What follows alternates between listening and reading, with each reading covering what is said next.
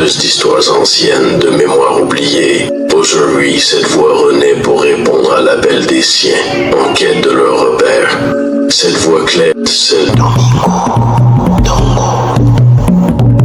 fille des terres battues par le tambour et le vent, héritière des paroles tissées au feu des veillées, Lumingu Dongo se dresse comme une passeuse entre hier et demain. Dans un monde égaré qui a oublié le chemin vers ses racines, elle ouvre un passage. Cet espace sacré où les âmes se reconnaissent, où les noms perdus retrouvent leur écho, où l'histoire reprend vie, tissée de lumière et de poussière d'étoiles. Sous le ciel d'Afrique, dans le murmure des esprits, commence le voyage. Un voyage pour réapprendre à dire « Je suis ». Bienvenue dans Mia Identity.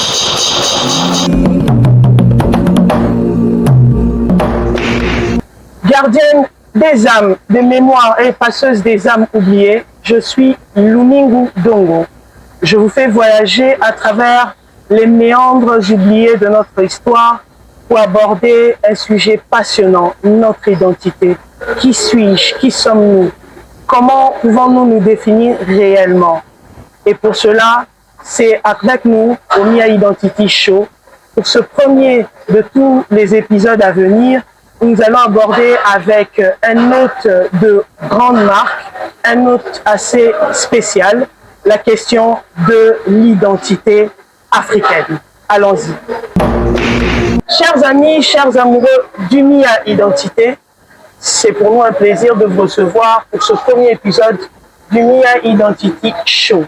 Nous avons avec nous un hôte de marque qui va lui-même se présenter et qui va nous dire exactement qui il est. Et pour ça, pour que vous puissiez comprendre exactement qu'il est fier de son identité, qu'il est fier d'être qui il est. À vous. Je suis Hervé Aigle Boassé Mouitabaye. Eh bien, Hervé Aigle Boassé Mouitabaye, ça fait long. Raison pour laquelle les amis m'appellent juste Aigle et les ennemis, eux, ils ne m'appellent pas. Qui je suis un Africain. Je suis fier de l'être. Et je suis artiste pluridisciplinaire. Quand je dis artiste pluridisciplinaire, j'ai plusieurs casquettes. Je suis par moments dans la peinture, par moments dans le slam, la poésie, le conte en tant que conteur. Je suis griot, je suis slameur, poète, je suis performeur. Bref, je suis artiste à plusieurs casquettes, sans oublier l'art graphique. Merci, cher ami. Nous avons reçu l'aigle sur ce plateau. Je préfère l'appeler l'aigle parce que pour moi, c'est assez révélateur de ce qu'il est. Vraiment. Et il est avec nous ici aujourd'hui pour parler de l'identité africaine, mais précisément de ce que veut dire être africain. Alors, cher aigle, aujourd'hui, avec le monde actuel en quête de repères, en quête de notre identité, nous avons du mal à définir ce qu'est réellement un Africain. Pour toi, que veut dire être africain? Qu'entends-tu par ce mot africain? Être africain, c'est d'abord un délice avant d'être une identité. Et en termes d'identité, être africain, c'est être cette personne qui est submergée, qui est remplie de ce qu'on appelle la culture, ce qu'on appelle la richesse. Être africain, c'est d'abord une affaire de culture, c'est d'abord une affaire de richesse culturelle. C'est tout un concept, être africain. Être africain n'est pas qu'une simple appellation, mais c'est une identité que chaque personne porte dans ses gènes. C'est une identité que nous portons dans nos gènes, c'est une identité que nous portons en nous, dans nos pensées, dans notre esprit, dans notre corps, dans notre âme. Sachant que l'homme est tripartite, l'homme a un corps, l'homme a une âme, l'homme a un esprit. L'esprit nous aide à être en contact avec Dieu, avec les spirituels. L'âme, c'est le siège de sentiments. La tristesse, la joie, la peur, la crainte, la jalousie et tout ce qui va avec, c'est dans l'âme. Et dans ce siège de l'âme se trouve l'aspect ou la richesse quand on est africain.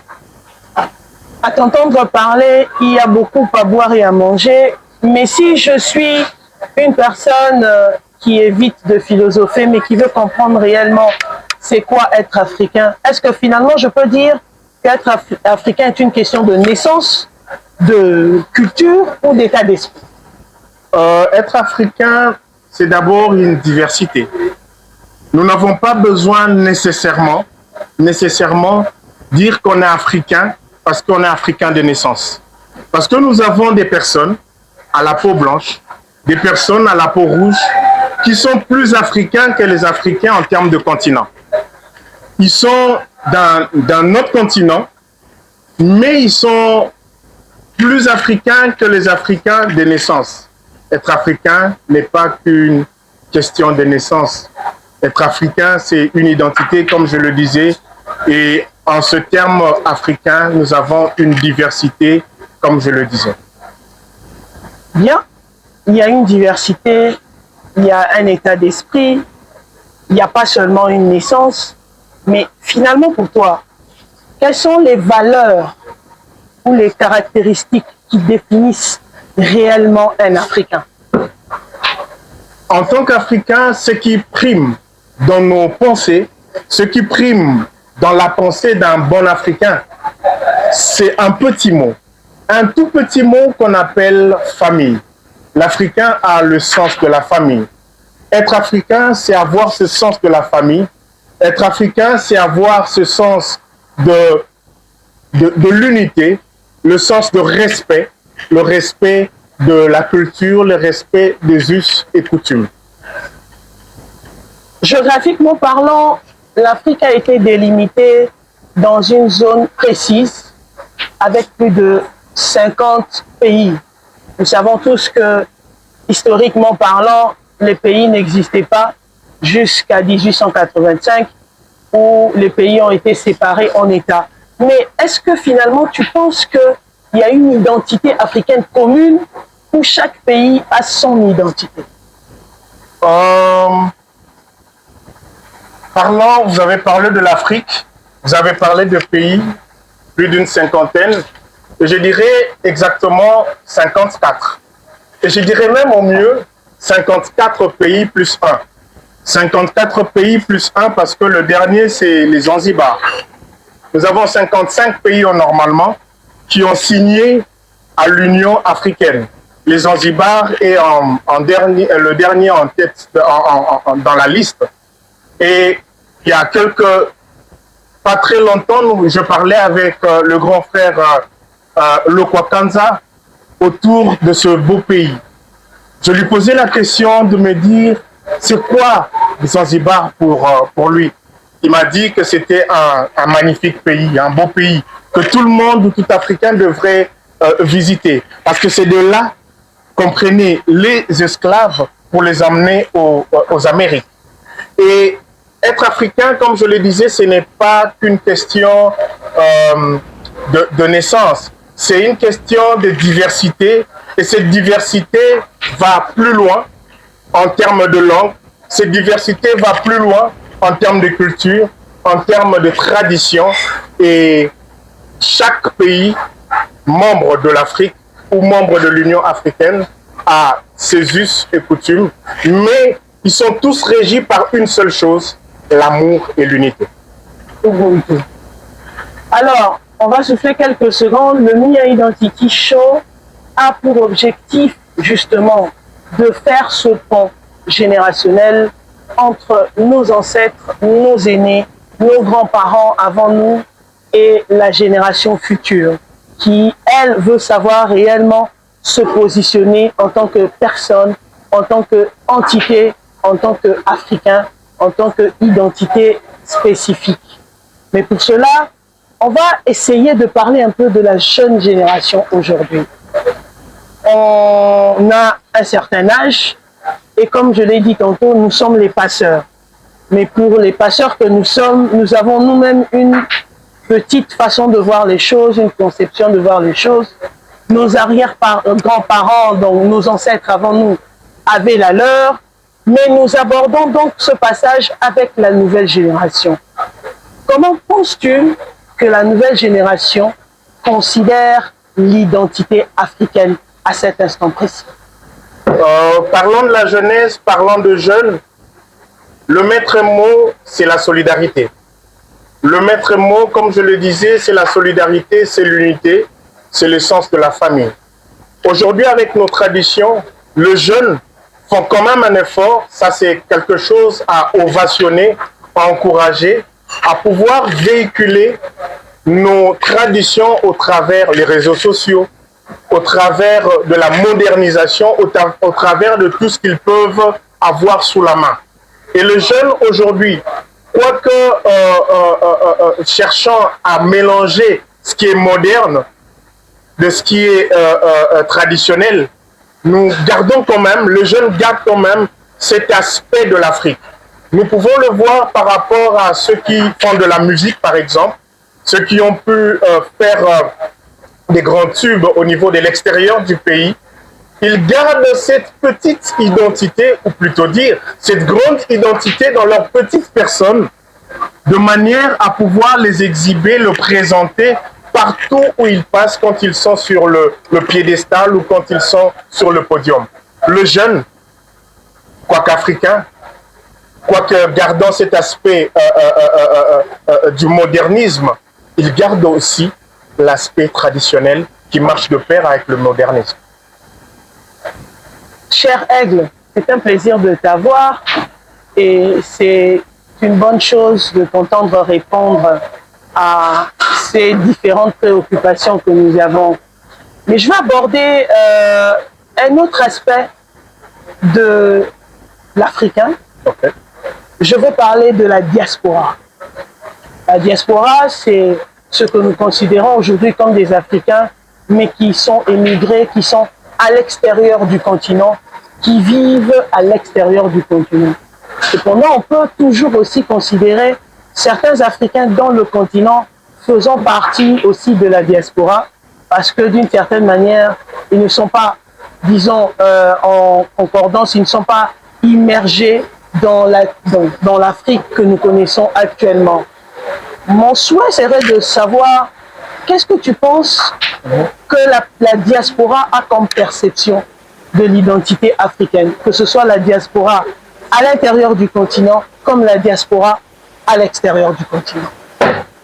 Je dirais que cette diaspora dont nous parlons a une perspective plutôt positive, dans le sens où, tant mieux que mal, ceux qui étaient dans le pays, qui sont allés ailleurs, contribuent à leur manière à pouvoir faire avancer le continent ou les pays africains. Je donnerai un exemple. Une personne qui a été à l'université de Kinshasa, par exemple, okay? Il s'est dit, parce que je veux aider ma population dans le Bandundu ou dans le Congo central, parce que je veux aider ma population de Lubumbashi ou d'ailleurs, au Kasaï ou je ne sais pas, ailleurs encore plus loin. Il s'est dit, la connaissance que j'ai ne me permet pas de venir en aide comme il le faut. Je dois pousser un peu plus loin dans mes études. Et on se focalise vers l'extérieur. Ils y vont, étudient, ont des grands diplômes et finissent pour la plupart à revenir ici en ce lieu. Et même cela ne va pas simplement du côté de ceux qui y vont pour étudier. On a le cas de ceux qui vont faire le sport à l'extérieur. On peut prendre, en ramassant comme cela, par exemple, Bakole. Il va à l'extérieur, combat pour le pays à l'extérieur, mais finit par revenir dans son pays. Et on a plusieurs cas. On a des athlètes qui ont même l'occasion de pouvoir changer de nationalité, mais qui ne le font pas. ou ceux qui ont peut-être pu changer de nationalité, mais quelque part, ils gardent un peu de l'Afrique en eux, un peu de ce cœur-là pour chaque fois revenir en Afrique pour pouvoir contribuer tant mieux que mal à l'avancée de l'Afrique, à l'avancée de notre pays. Et je dirais que cette diaspora est importante pour le développement de l'Afrique. La diaspora est importante pour le développement de l'Afrique parce qu'ils gardent une partie de l'Afrique en eux. Mais entre assimilation et insertion, quelle est réellement la place de la globalisation dans l'identité africaine? Pensez-vous qu'on peut être africain tout en adoptant les valeurs, les us et les coutumes des autres civilisations, ou alors il y a un fossé entre tolérance et perte d'identité? Je ne pense pas que la distance qui sépare les deux mondes puisse vraiment poser un problème. On peut bien être de l'autre côté, comme je le disais, on garde son identité de l'Afrique, tout en contribuant bien évidemment à l'avancement de son pays. On peut adopter la culture des autres tout en gardant sa propre culture. Il y a un musicien africain qui a chanté, je crois, l'Ifoko du ciel. Il a dit quelque part dans une de ses chansons, c'est le soir qui détermine ses origines, de qui on est fils. Il donne un exemple disant, un papa se réveille un matin, il y a plusieurs enfants, ses enfants à lui et les enfants du voisin. Il se met à le frapper à la ceinture. Au bout d'un moment, les enfants s'échappent. Ils échappent au supplice du papa. Il dit, ne vous inquiétez pas, c'est le soir qui déterminera qui est fils de la maison et qui ne l'est pas. Le soir, le fils du voisin ne reviendra plus parce qu'il a reçu des coups de bâton, parce qu'il a reçu des coups de fouet. Mais le soir venu, les enfants de la maison, quoi qu'ils ont été fouettés, quoi qu'ils ont été fouettés par le papa, ils finiront par revenir à la maison. Quoi qu'on ait la guerre dans notre pays, nous avons quand même les Congolais. Quoi que nous ayons de la guerre dans notre continent, nous avons des Africains qui partent et qui reviennent. Les vrais Africains pensent à l'Afrique. Les vrais Africains, même quand ils y vont ailleurs, quand ils vont en Europe, quand ils y vont aux États-Unis, aux Amériques, ils finissent par penser à l'Afrique, ils finissent par revenir. Pourquoi? Parce que c'est le soir qui détermine nos origines. C'est le soir qui détermine de qui on est fils. Et quand il fait sombre dans notre pays, à l'est du pays, les vrais Congolais, les vrais Africains s'élèvent pour se battre et pour défendre leur pays, pour défendre la nation et l'Afrique. Alors, moi, j'ai une petite préoccupation par rapport à cet aspect de la chose. Okay. Pensez-vous vraiment qu'il y a une limite entre globalisation et identité? Ne pensez-vous pas que le monde actuel, avec cette assimilation que nous avons, d'adopter les valeurs, d'adopter les coutumes, d'adopter les us des autres civilisations, nous perdons une partie de nous-mêmes? Nous ne perdons pas une partie de nous-mêmes si nous regardons les choses du bon côté. Un éléphant reste un éléphant, quelle que soit sa perspective. Si nous restons global, mais nous voyons les choses de manière bien définie, je crois que cette globalité ne changerait en rien la réalité des choses.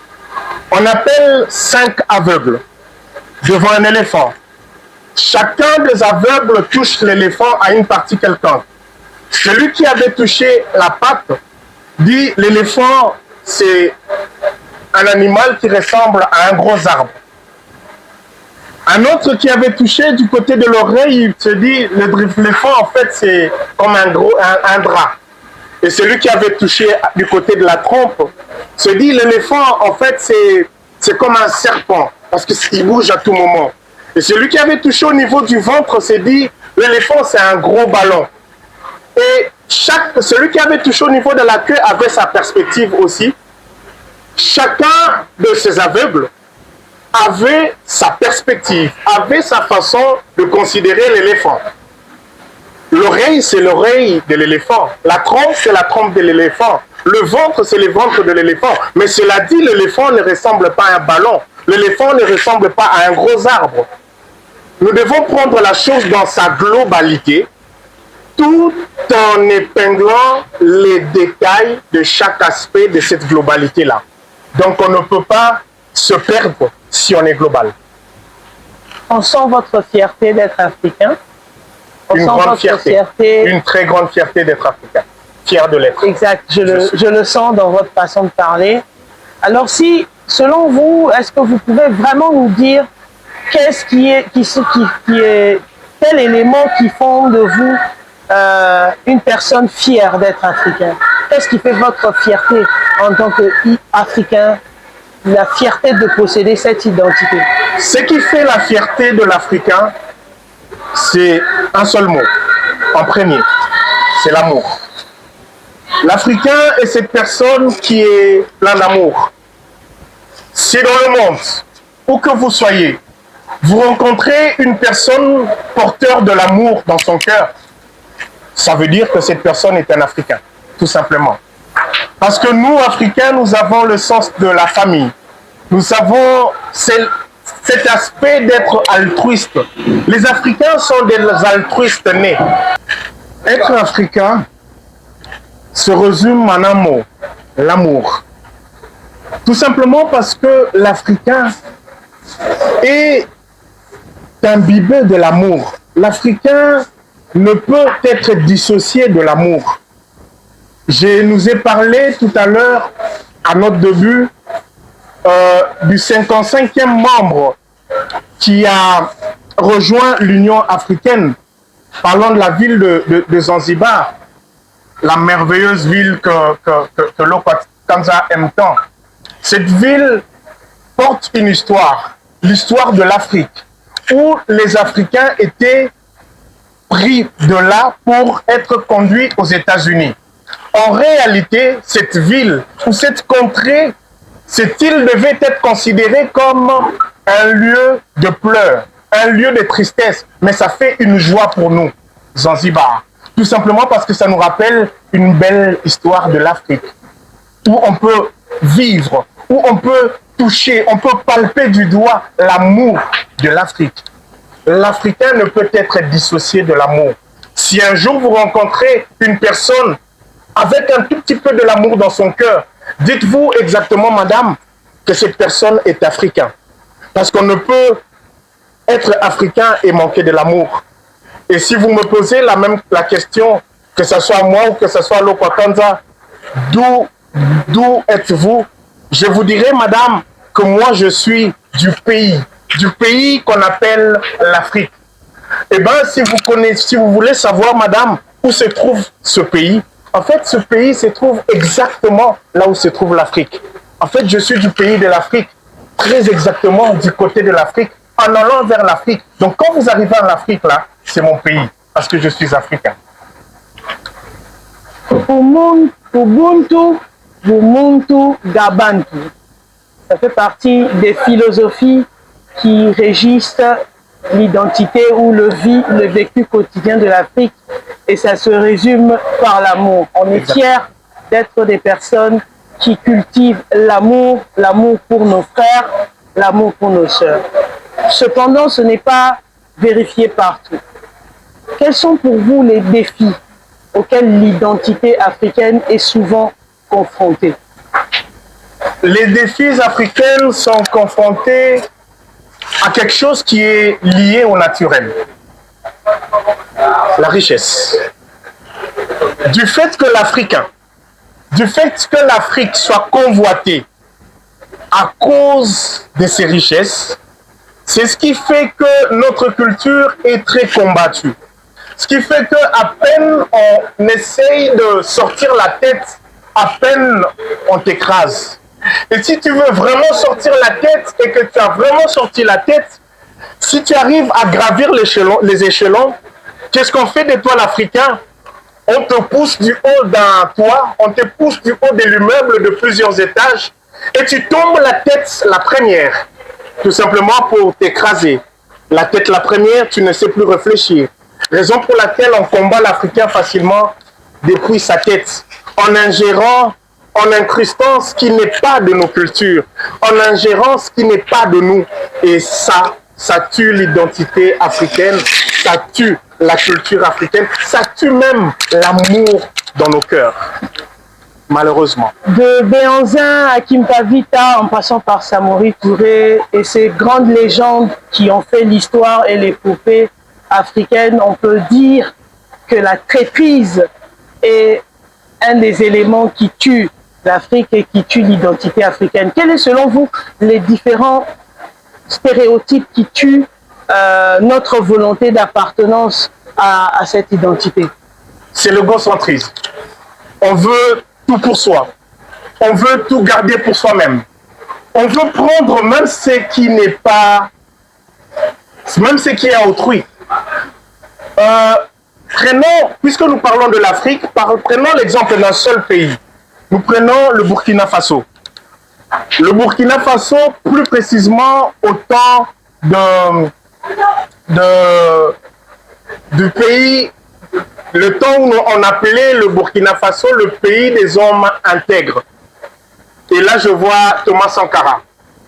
En ce temps-là, on appelait le Burkina Faso le pays des hommes intègres. Pourquoi? Parce que tu vas au marché de Burkina avec ton porte-monnaie, par inadvertance, tu laisses ton porte-monnaie sur la table de la maman maraîchère, et bien tu reviens le lendemain, tu vas le trouver sur la table. Ou du moins, tu vas trouver quelqu'un qui a bien gardé pour toi. Et c'est pourquoi on appelait le Burkina Faso, le Burkina, le pays des hommes intègres. L'Afrique, c'est parce que le Burkina et les Burkinabés sont africains, pour dire que l'intégrité est africaine. L'intégrité est dans l'Afrique. L'intégrité est dans le cœur des Africains. Le fait de vouloir prendre ce qui n'est pas à toi, c'est ce qui nous tue. Vouloir tout prendre pour soi-même, ne serait-ce que pour sa famille, sa propre famille. Et là, je parle de la famille restreinte, pas la famille élargie. Ça tue l'Afrique. Et l'égoïsme, le tribalisme, c'est ce qui tue l'Afrique. Surtout le tribalisme. Non, lui n'est pas de mon obédience. Non, lui n'est pas de notre clan. Il n'est pas de notre contrée, de notre village. On ne va pas lui donner un poste parce qu'il n'est pas du même village que moi. Ça tue l'Afrique. On a beaucoup à dire, hélas, très peu de temps. Malheureusement. Mais, cher Aigle, je veux te demander précisément, pour clôturer, quelle est selon toi ta mission en tant qu'Africain? En tant qu'Africain, si cela ne dépendait que de moi, ou si cela ne dépendait que de quelqu'un d'autre, je serais peut-être né ailleurs. Mais si Dieu a permis, madame, que je sois africain, c'est pour porter cet étendard, c'est pour porter ces flambeaux qui n'est rien d'autre que l'amour. Parce que dans l'amour, on a tout. Si vous aimez l'autre, vous permettrez à ce que l'autre puisse étudier, puisse avoir une bonne éducation. Si vous aimez l'autre, vous accepterez à ce que l'autre puisse vivre dans les mêmes conditions que vous ou vos enfants. Si vous aimez l'autre, vous accepterez que l'autre puisse avoir part à la bonne santé que vous. Donc, le maître mot, qui est mon leitmotiv, c'est l'amour. Et rien que l'amour. Voilà, tout est dit. Pour lui, sa mission, c'est de partager l'amour en tant qu'Africain. Finalement, c'est quoi être africain? On nous a partagé un message qui dit l'identité africaine, c'est la mémoire de nos ancêtres, c'est la richesse de nos langues et de nos cultures, et c'est la force de nos valeurs. On se retrouve encore pendant le live que nous aurons ce samedi pour que vous puissiez partager avec nous votre vision de l'identité africaine. Qu'est-ce que pour vous veut dire être africain? À ce samedi, sur le live TikTok et sur Facebook, sur nos pages YouTube, nous parlerons avec notre invité qui est venu sur ce plateau et tous les autres invités qui aimeront participer à ce débat ô combien intéressant sur l'identité africaine en live. À samedi. Sous le ciel d'Afrique, dans le murmure des esprits, commence le voyage. Un voyage pour réapprendre à dire « je suis ».